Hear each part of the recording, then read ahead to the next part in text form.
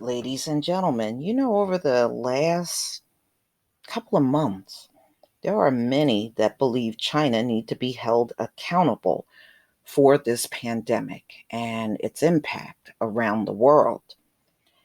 And Trump has been talking about this recently.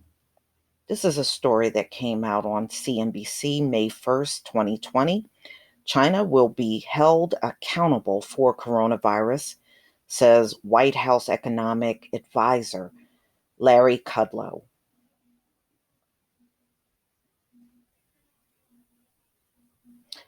All right, there is some audio here that I'm going to play for you.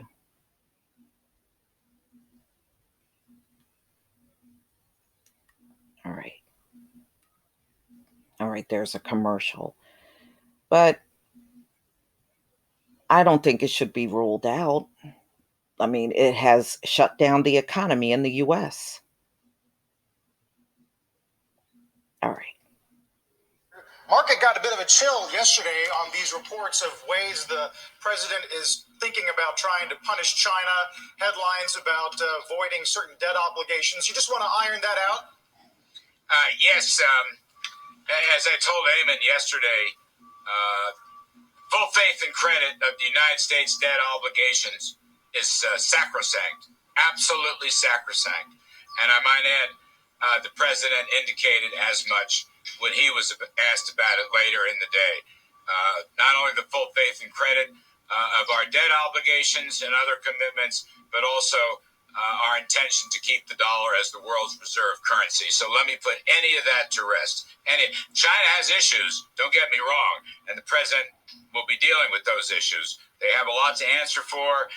The virus originated there, a lack of transparency, all that will be sorted out over time. But regarding Treasury debt and the full faith and credit of the United States, that will not change.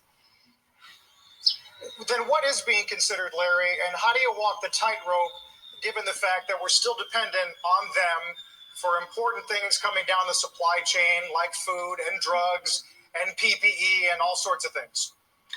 Well, I will just say at this point, we are, as a matter of policy deliberations, we are looking at different options to perhaps bring American companies located in China and perhaps elsewhere around the world back home to the U.S.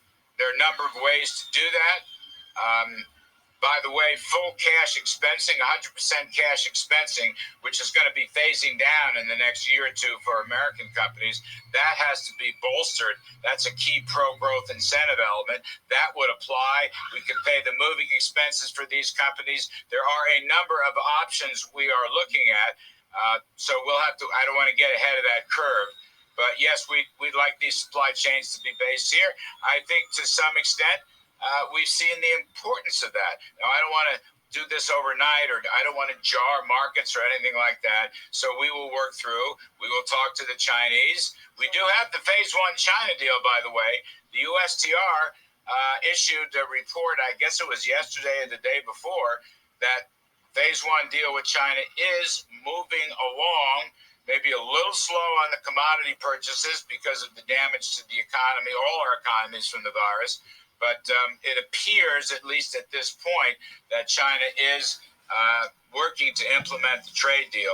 So we will see. They have a lot to answer for. They're going to be held accountable. But again, full faith and credit of the United States debt obligations will be maintained. That is sacrosanct. Larry, I hope you'll forgive me if this is a dumb question, but does the president or the administration believe that somehow the Chinese engineered the release of this virus to either derail his reelection or weasel out of phase one or both? Carl, there are a lot of theories around. There are a lot of discussions around. The president has his views on this. Those views are being developed with the help of our intelligence people and others. So I don't want to go too far down that road. It'll be up to the president to make final decisions here. What we know with certainty, we had the G7 video teleconference meeting. Let's see, it's about 2 weeks ago now. Pretty much all the G7 leaders agreed the virus originated in China, and some of those G7 leaders were particularly vociferous about the lack of Chinese transparency and cooperation in pursuing investigations to get to the bottom of this. So that is an open discussion, an ongoing discussion. All right, Larry, always great to hear from you. Thank you for coming on the show. Yeah, thanks. Just to follow up a little bit on what Carl's talking about, if the president feels that the Chinese acted inappropriately, there are a lot of ways that he could really come after and retaliate. One would be to raise the tariffs. Now, that was fine when we had unemployment that was incredibly low, but if you have 30 million people unemployed, we know that that harkens back to the Great Depression if you raise tariffs. Even if you totally despise the Chinese, think you did a very bad actor, wouldn't it be better to wait instead of retaliating, say, against them on key technologies or raising tariffs?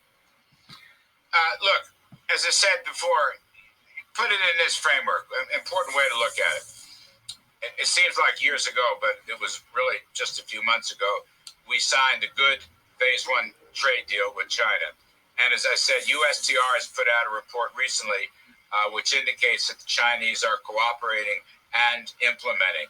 So that's a very important piece. With respect to future tariff decisions and other measures, that's going to be up to the president. I don't know that there's any rush right now. Our efforts here are to, first of all, continue to get this virus down, open up the economy, get folks back to work. Let's get some economic growth back. There's a lot of pent-up demand. Let's help businesses survive. Let's help payroll workers survive. As you know, things of all those things. That's like subject number one right now, and we are making progress on that. On the China business, it's up in the air. They are going to be held accountable for it. There's no question about that. How, when, where, and why, I'm going to leave that up to the president this morning. All right, y'all.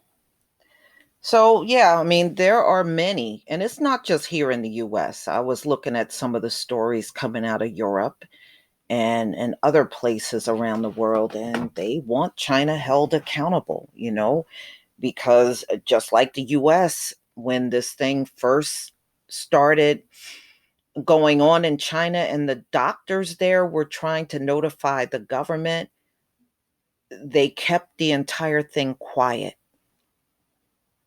Now, the US has the most cases and the most deaths on the face of the earth. And this thing is not slowing down, despite the fact they're trying to play all kinds of word salad games in the media and trying to make you believe that this thing is slowing down. And Trump had the audacity to insult our intelligence and tell us no new cases in the country. You haven't even tested people in the country, and you're talking about no new cases. What a joke. Okay, what a joke. And it is very obvious these folks put money over people. I just don't understand how you're going to keep a workforce out here with a highly contagious virus, and you think this is going to go on in the long term as fast as this thing spread. You open these businesses, you're going to be shutting down within weeks. So, ladies and gentlemen, please tell me what you think. I mean, if you think China should be held accountable for this, then let me know in the comment section. There are many that say yes. In fact, I believe it was Kentucky that is suing for reparations from China. I have to go back and look.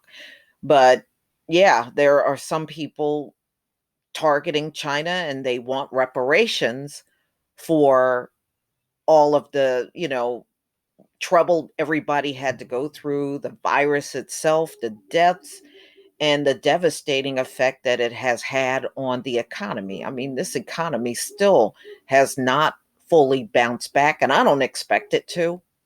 I mean, you can't expect that with the virus still going strong. I can see if cases were subsiding or, going down, then you had that expectation, but we're not seeing that at all. But y'all, please tell me what you think. Please leave your comment and subscribe. Don't forget to hit on the notification bell, and I'll see you on the next video. Peace, family.